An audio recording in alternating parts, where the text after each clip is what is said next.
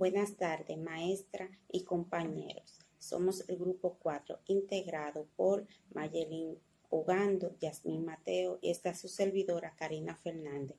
Hoy estaremos dando continuidad a una serie de exposición de su materia Fundamento de Historia Universal. Su facilitadora Inmaculada Santana José, bajo el tema El periodo de transición en el siglo XVI. Los subtemas a tratar son la supremacía del control comercial, desarrollo de la forma capitalista de los Países Bajos, el mercantilismo y el surgimiento de la monarquía absoluta, el renacimiento en Italia y en otros países, el cambio en la organización social, el pensamiento político de la época, la reforma religiosa y sus causas, la Inquisición y la Contrarreforma, las guerras religiosas en Europa, el sistema colonial del siglo XVI, la independencia de los Países Bajos y las luchas campesinas. Estaré desarrollando los temas la supremacía del control comercial, desarrollo de la forma capitalista en los Países Bajos, el mercantilismo y el surgimiento de la monarquía absoluta. La supremacía del control comercial. Esta etapa la conocemos como la transición del cambio del feudalismo al capitalismo, etapa que comprende desde el siglo XVI al siglo XIX. La transición del feudalismo al capitalismo lleva a un concepto que designa un periodo histórico y el proceso por el que el modo de producción feudal va siendo sustituido paulatinamente por el modo de producción capitalista. Habiendo conocido ya el modo de producción feudal en Europa occidental y los hechos más importantes durante el desarrollo de la Edad Media, nos adentramos a analizar la característica del periodo de transición en Europa occidental y a conocer los acontecimientos más importantes que se dan en el siglo XVI. A partir de este periodo, los incipientes Estado-nación europeo, como el Imperio Español, el Imperio Francés, el Imperio Británico, entre otros, ellos se lanzaron a la conquista y colonización de nuevos territorios a través del océano en busca de materias primas y mercado más amplio.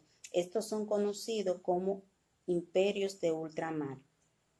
Desde el siglo XVI, con el dominio por las potencias absolutistas europeas de amplios territorios de ultramar y la progresiva explotación por compañías particulares del comercio marítimo, se iniciaría la formación del espacio económico mundo. Con posterioridad, los pueblos colonizados lucharon por conseguir su propio desarrollo económico, que lo basaron en la premisa de la emancipación de la subordinación colonial y la instauración de un Estado independiente que les permitiera aplicar los programas económicos correspondientes. El capitalismo en los Países Bajos, que fue Italia y los Países Bajos, componen la piedra angular para que el capitalismo llegara con fuerza a la Edad Media. Al momento de practicar el capitalismo comercial, la constante cruzada y demás operaciones marítimas que dieron lugar a la desembocadura del Rin, ubicada en la zona de unión entre Italia y el resto de los países ubicados en el norte de Europa, esto permitieron que las naciones involucradas se vieran beneficiadas. Este movimiento dio pie a principios del siglo XV, cuando ya había referencias sobre el comercio y la civilización. Pues un siglo más tarde se materializaron los inicios del capitalismo en Inglaterra para ser el sucesor del feudalismo.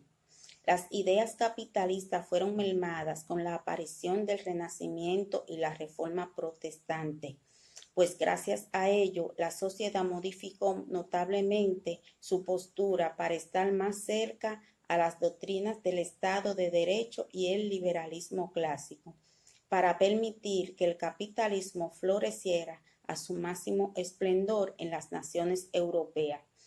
Pues en este momento la imagen del empresario privado pues fue creciendo a la medida que procuró la acumulación del excedente económico de su negocio, y al mismo tiempo esto generó un favorable crecimiento económico y fomentar así la industrialización del Estado, pues en el siglo XVI los Países Bajos eran una pequeña provincia del Imperio Habsburgo de Carlos V y Felipe II, recortada por los ríos y canales y ocupada por una red compacta de ciudades. En aquel periodo, sus ciudades costeras funcionaron como uno de los almacenes mercantiles del Imperio Español, con un comercio de bajo valor agregado y un poco impacto sobre toda la economía de la provincia. Pero, ¿dónde se originó el mercantilismo? Pues aparece para introducir a las monarquías absolutistas europeas en el capitalismo que ya había surgido en la Italia renacentista y será la teoría económica imperante durante toda la Edad Media moderna en el siglo XV hasta el siglo XVIII. Pues ella también marcaría la aparición de los estados-nación del antiguo régimen en la Europa occidental, oponiendo al Estado y su control económico a los poderes espirituales de la Iglesia Católica. Se entiende por mercantilismo pues al conjunto de ideas políticas y económicas, pues planteaba que la riqueza de las naciones era únicamente alcanzable mediante una balanza comercial positiva respecto al extranjero, por lo que era necesario proteger la economía local mediante fuertes medidas estatales, dejando atrás la lógica económica que había imperado en el occidente. El mercantilismo será el modelo en boga hasta su crisis a finales del siglo XVIII, pues dando paso a nuevas teorías económicas, fisiocráticas y liberales. Se estima que a principios del siglo XIX el mercantilismo había desaparecido del todo. A sus intentos de resurrección, pues se le etiqueta como el neomercantilismo. ¿Cuáles fueron los pilares del mercantilismo? Fueron 3 principios económicos evaluados distintamente por cada una de las vertientes y variantes que este modelo presentaba en la realidad. Estos pilares fueron las relaciones entre el poder político y el económico, el control de la moneda y la injerencia del Estado en la economía. Pero ¿cómo funcionaba el mercantilismo? El mercantilismo responde a 9 principios fundamentales bajo las nuevas reglas de von Ornick que se implementaron de manera distinta e individual en cada uno de los estados-nación europeos conforme a sus necesidades y particularidades. Estos principios fueron la utilización de todo el territorio nacional para la agricultura, la minería y la manufactura. Dedicar la materia prima del país a las industrias nacionales. Fomentar una población abundante y trabajadora. Prohibir las exportaciones en metales preciosos y mantener la moneda nacional circulante. También obstaculizar la importación de bienes foráneos. Importar los bienes necesarios a cambio de bienes escasos y no del pago de oro y plata. Limitar las importaciones a la materia prima escasa en el país. También vender el excedente de producción manufacturada al extranjero en pago de oro y plata. No permitir las importaciones de bienes producidos y disponibles en el país. Pero el mercantilismo no fue tan perfecto, tuvo sus detractores que lo acusaban de no comprender los beneficios del comercio y de la ventaja comparativa. Teóricos como David Hume denunciaron la imposibilidad del mercantilismo de mantener una balanza favorable todo el tiempo, mayor exportaciones que importaciones, y el excesivo interés en los metales preciosos como el oro y la plata, que acaparado por el Estado perdían su valor comercial y debían más bien ser tratados como cualquier otro bien escaso.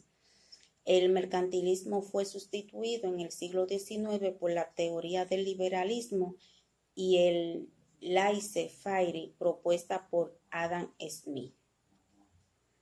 Ahora estaremos hablando de la monarquía absoluta, pues es una forma de gobierno en la que el rey tiene todo el poder absoluto. El monarca ostenta el poder, es decir, tiene bajo su mano el poder ejecutivo, legislativo y judicial. En ella no existe la división de poderes ya antes mencionado, aunque la administración de la justicia pueda tener una autonomía relativa en relación al rey, o existen instituciones parlamentarias. El monarca absoluto puede cambiar las decisiones o dictámenes de los tribunales en última instancia o formar las leyes a su voluntad, pues la palabra del rey es la ley. Nombra y retira a sus asistentes en el gobierno a su voluntad. La unidad de todos los poderes suele considerarse justificada por estimar que la fuente del poder es Dios y que los monarcas ejercen la soberanía por derecho divino de los reyes.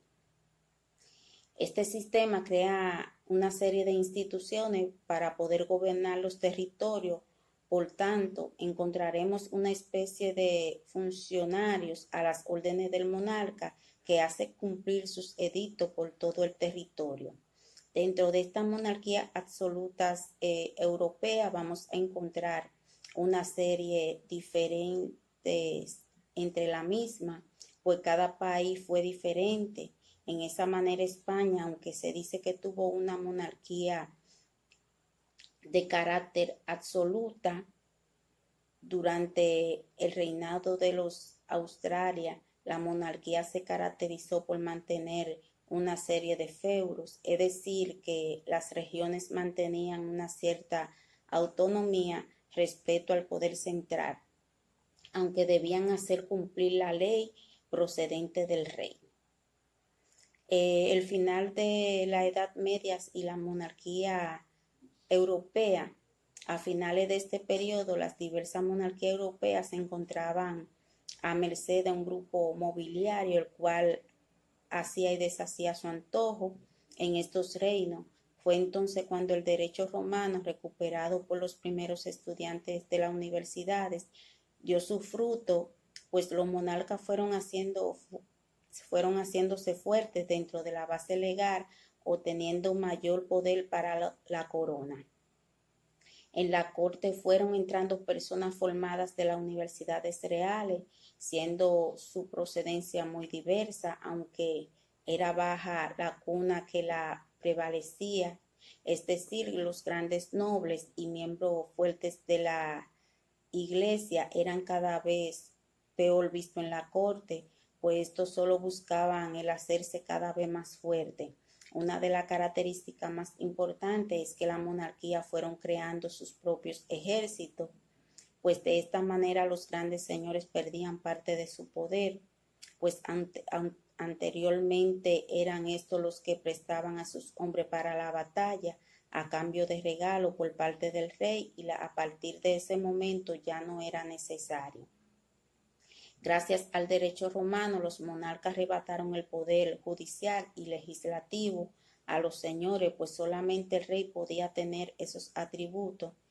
De esa forma, los señores no podían abusar más del pueblo a su antojo. Para el final de la Edad Media nacían las primeras monarquías autoritarias, siendo la más importante la creada por los reyes católicos que se enfrentaron a toda monarquía castellana y aragonesa para obtener el control de sus reinos. Las consecuencias de la monarquía absoluta fueron que los monarcas en una o dos generaciones pierden el interés por el bienestar de sus súbditos, dejando sus vidas de nuevo en manos de segundas personas y en muchos casos procedentes de las grandes familias o miembros de la iglesia. También la falta de preparación o la dejadez por parte de los monarcas sobre la dirección de su reino y la afición por los entrenamientos típicos de la época, pues esto hicieron que no vieran cómo la población de su reino era cada vez más infeliz y llegando en muchas ocasiones a producirse rebeldía dentro de la corona. El final de las monarquías absolutas en el siglo XIX fue el periodo en que la gran mayoría de las monarquías desaparecieron, como fue el caso de Luis XVI en Francia, quien en el año 1715 era guillotinado, o en el año 1833, cuando fallecía Fernando VII en España. De esa manera entraba el sistema liberal en la gran parte de Europa, salvo en Australia o Rusia. Estos dos últimos imperios hasta el siglo XX no dejaron de mantener su monarquía absoluta. Los países con monarquía en la actualidad, entre ellos se encuentran Asia Oriental, Arabia Saudita, Emiratos Árabes Unidos, Jordania y Marruecos, entre otros. En este grupo también se encuentra la Ciudad del Vaticano, aunque tiene sus particularidades en contraposición con las anteriores naciones, pues es la única monarca absoluta y teocrática en Europa y se diferencia además porque es electiva. Actualmente el poder recae sobre el Papa Francisco, quien fue elegido por un conclave en marzo del 2013 tras la renuncia de Joseph Ratzinger, que fue el Papa que renunció a su poder. Pues hasta aquí mi exposición y le dejo con mi compañera Yasmín Mateo. Es Jazmín Valdés Mateo y le voy a estar hablando sobre el Renacimiento en Italia. El Renacimiento italiano se inició en un periodo de grandes logros y cambios culturales en Italia que se extendió desde finales del siglo XVI hasta alrededor de 1600, constituyendo la transición entre el medievo y la Europa moderna. La palabra renacimiento tiene un significado explícito que representa el renovado interés del periodo en la cultura de la antigüedad clásica. El Renacimiento italiano comenzó en la región de Toscana, con epicentro en las ciudades de Florencia y Siena. Luego tuvo un importante impacto en Roma, que fue ornamentada con algunos edificios en el estilo antiguo y después fuertemente reconstruida por los papas del siglo XV. Mientras los invasores extranjeros sumían a la región en el caos. Sin embargo, las ideas e ideales del Renacimiento se fundieron por el resto de Europa, posibilitando y facilitando el Renacimiento español, el Renacimiento francés, el Renacimiento nórdico y el Renacimiento inglés. Cabe destacar que el Renacimiento italiano es bien conocido por sus logros culturales. Cambio en la organización social. La estructura social de España se basaba casi exclusivamente en la propiedad de la tierra, la mayor parte de la cual estaba en manos de la nobleza y de la iglesia, que ocupaban una posición privilegiada y preeminente. La sociedad del siglo XVI era jerárquica y tradicional, donde la nobleza era el punto de referencia para la burguesía urbana. A estos le seguían una mayoría de artesanos, criados y trabajadores no cualificados como estructura urbana y un campesinado que estaba compuesto por un 80% de la población. La nobleza española no era homogénea. En ella se integraban desde los poderosos grandes de España y los adinerados títulos hasta los empobrecidos. Los empobrecidos hidalgos. Y mientras que algunos nobles poseían propiedades que abarcaban casi provincias enteras, Había también aristócratas que eran simplemente campesinos. Pensamiento político de la época. El origen de la época moderna se remontaba al siglo XVI en Europa, aunque hay que entender que este fue un proceso prolongado. Fue un gran cambio social en el contexto del surgimiento del modo de producción capitalista, momento cuando renacieron las ciencias naturales. El estudio de la política también se empezó a diferenciar de la filosofía y de la teología para construir una rama particular del pensamiento con escritos como lo de Maquiavelo durante el siglo XVI. Sin embargo, durante el siglo XVII fue que se profundizaron las tendencias racionales del pensamiento político. El surgimiento del nuevo pensamiento político de la modernidad surgió a partir de los textos de Maquiavelo. Reforma religiosa y sus causas. La reforma fue el antecedente necesario de la Ilustración y la Contrarreforma. Cerró España al mundo moderno. Lutero y los líderes de la Reforma protestante se conoce como Reforma Protestante o simplemente la Reforma Religiosa al movimiento religioso cristiano iniciado en Alemania en el siglo XVI por Martín Lutero, que llevó a un cisma de la Iglesia Católica para dar orígenes a numerosas iglesias agrupadas bajo la denominación del protestantismo. La reforma tuvo su origen en las críticas y propuestas con las que diversos religiosos, pensadores y políticos europeos buscaron provocar un cambio profundo y generalizado en los usos y costumbres de la Iglesia Católica.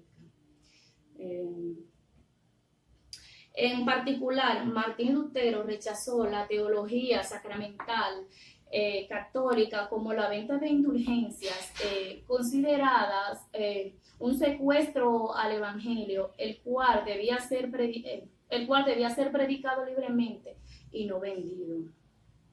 La Reforma Protestante dependió del apoyo político de algunos príncipes y monarcas para poder formar iglesias cristianas. Del ámbito estatal, posteriormente iglesias nacionales. Los principales exponentes de la Reforma Protestante fueron Martín Lutero y Juan Calvino. La Reforma Protestante fue un movimiento de índole religioso que comenzó en Alemania en el siglo XVI.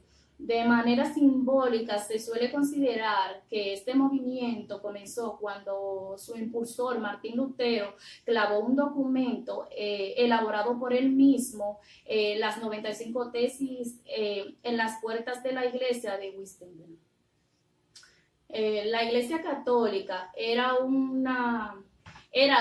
la institución más poderosa de la época. Sin embargo, durante el siglo XVI, algunas de sus prácticas empezaron a ser cuestionadas. Las acusaciones de corrupción eran numerosas, así como las denuncias de falta de piedad religiosa. La venta de indulgencia fue el detonador final de la Reforma Protestante. La Inquisición y la Contrarreforma Católica. La Inquisición Real se implantó en la Corona de Castilla en 1478 por la bula del Papa Sixto IV, con la finalidad de combatir las prácticas judaizantes de los judeos conversos de Sevilla. Tras una nueva bula emitida en 1483, la Inquisición se extendió a los reinos de la corona de Aragón, incluyendo Sicilia y Cerdaña. La Inquisición se convirtió en la única institución común a todos los españoles, con excepción de la propia corona.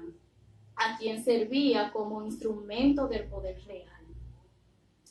La contrarreforma se denomina reforma católica o contrarreforma a la respuesta de la Iglesia Católica a la reforma protestante de Martín Lutero, que había debilitado a la Iglesia.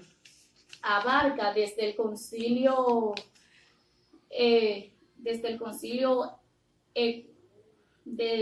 ecumínico de Trento en 1545 hasta el fin de la guerra de los 30 años en 1648. La Iglesia Católica convocó el Concilio de Trento para tratar de frenar a los reformistas. Entre los acuerdos tomados se encuentra la reactivación del Tribunal de la Inquisición. La contrarreforma fue un proceso de renovación espiritual que se produjo dentro de la Iglesia Católica a partir de la década de 1540.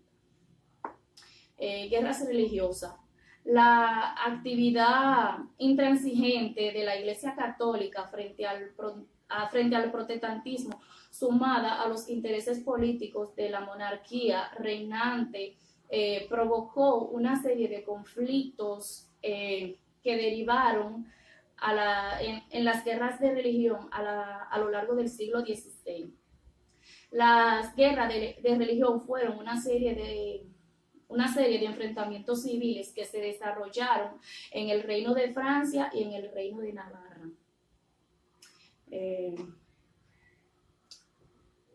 El sistema colonial en los siglos XVI y XVII. Los españoles comenzaron a organizar un sistema económico basado en la extracción de materiales preciosos, oro y plata. El trabajo en la mina era desarrollado por los indígenas. De los nativos obtenía el beneficio del trabajo que estos realizaban por el encomendero. La mitad, el trabajo colectivo en los Andes llamado mitad fue adaptado y aplicado por los españoles, pero con un sentido muy distinto al que le dieron los pueblos indígenas. Los varones entre los 18 y 50 años eran obligados a trabajar por un periodo determinado, hasta por un año a favor de la corona. La mitad fue legalmente prohibida por la Constitución de Cádiz en 1812. El concertaje, en la medida que fue cesando la actividad minera ya en el siglo XVII, la hacienda se consolidó como sistema de trabajo e institución social sustentado en el progresivo crecimiento de la actividad agropecuaria. El patrón entregaba a los peones créditos en especie a elevados precios que los mantenía endeudados y dependientes. El latifundio, al igual que el concertaje, el patrón entregaba a los peones créditos en especie a elevados precios que los mantenía endeudados y dependientes. Bueno, gracias. Hasta aquí fue mi aporte. Espero que les sirva de mucho. Mi nombre es Mayelin Ogando y le voy a estar hablando de lo que es la independencia de los Países Bajos en el siglo XVI.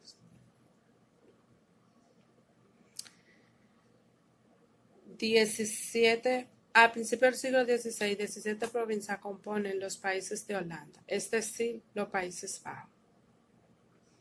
Al norte de Holanda se encuentra lo que es la provincia de Frisia, Zeelandia y Holanda. Estas son las más importantes de la región. Al sur se encuentra Frade de Amferen. Esto es un gran centro financiero de Europa. Esta provincia tienen como lazo que ambas pertenecen al credo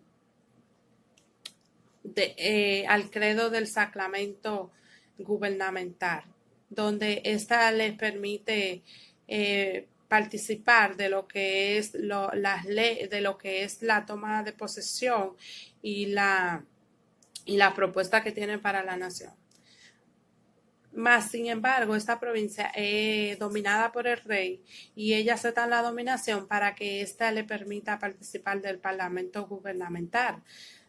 Pero a pesar de participar en el parlamento gubernamental, esto no tiene ni voz ni voto. O sea, solo participan, pero su opinión no es tomada no es tomada en cuenta. En esta se caracteriza y es relevante la nobleza, el credo y la burguesía humana.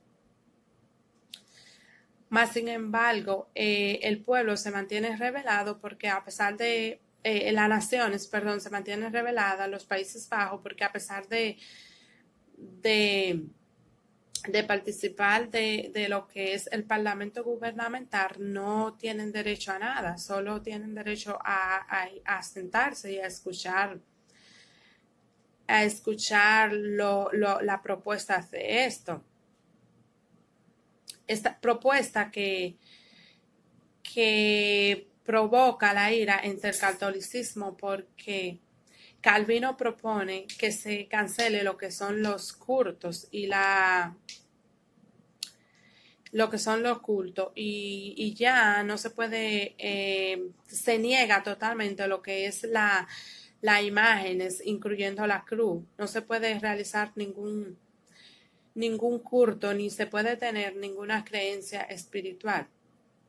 Esto para el rey católico es una completa rebelión, ya que se propaga por diferentes provincias del norte y el sur, causando una gran protesta. Para Felipe entonces nace lo que es el nuevo rey Felipe II, propuesto por su padre, y se establece con su corte en Madrid, España. Felipe II no tiene nada que ver con lo que es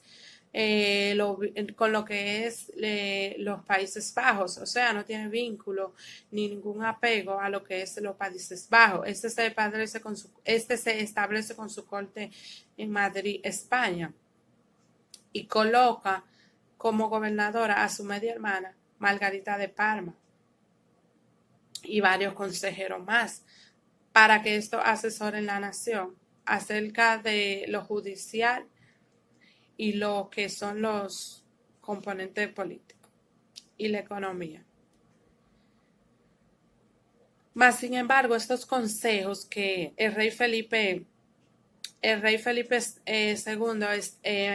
dirige a las naciones y a los Países Bajos, más bien, Margarita lo asume y es la encargada de manifestarlo en lo que es la burguesía y para los neozelandeses. Esto no es aceptado por los neozelandeses, y se propaga la protesta de sacar a Margarita, se propaga la protesta de sacar a Margarita de Parma de las naciones, ya que esta era totalmente abominante para las naciones, con sus prohibiciones y la característica de lo que es la prohibición de todo. Luego, en el 1566, se propaga lo que es la Confederación de los Nobles, encabezado por Guillermo Nasa, participante en los estados gubernamentales. La Confederación jura, en este entonces, la Confederación jura por lo que es la religión que conta sobre todas las leyes humanas, es decir, la Confederación jura para que no se ejecute ningún tipo de religión ni se celebre ningún tipo de catolicismo. Luego de todo esto, luego de toda esta propuesta, lo que se consigue con esto es que aumenten lo que son las propuestas, ya que, como ya hemos dicho, se prohíbe lo que es la realización de culto, provocando en los nobles una rebelión y una un descontento de las naciones. Entonces, en el 1566, la contraofensiva Margarita de Parma es reemplazada, por el buque de Alba, de origen noble, quien desde entonces viene con lo que es escuchar lo que es los estados nobles, es decir, viene con una propuesta diferente. Ya ya la población era escuchada y la población podía efectuar lo que era la realización de culto, cosas que a esto le molestaba y le costaba mucho, porque prácticamente ese era para los católicos o catolicismo, mejor dicho, esto era lo más importante para ellos, adorar sus dioses y poder ejercer lo que es lo de la imagen y la cruz y esos. Entonces, se encarga de liberar lo que eran miles y miles de personas ya destinadas a lo que era la muerte en ese entonces, y de lo que eran destinados ya a la muerte, como ya le dije, y también se encarga de recolectar las tierras que ya estaban, que ya solo las trabajaban, ya no estaba bajo su potestad. O sea, los gobernantes, Margarita de Parma y el consejo que formó Felipe II, ya ellos no eran personas, solo trabajaban la tierra como esclavos, no tenían potestad de ella, y la mayoría, como le dije, millones de personas ya eran condenadas a muerte, y el buque de Alba se encarga de liberarlo. Entonces, en el año 1576, la paz de la gente llega. Esto ya con el buque de armas ya llega la paz a lo que son las naciones del norte y del sur, y se libera la tropa española, y se clasifican la gente por naciones. Hasta aquí mi participación.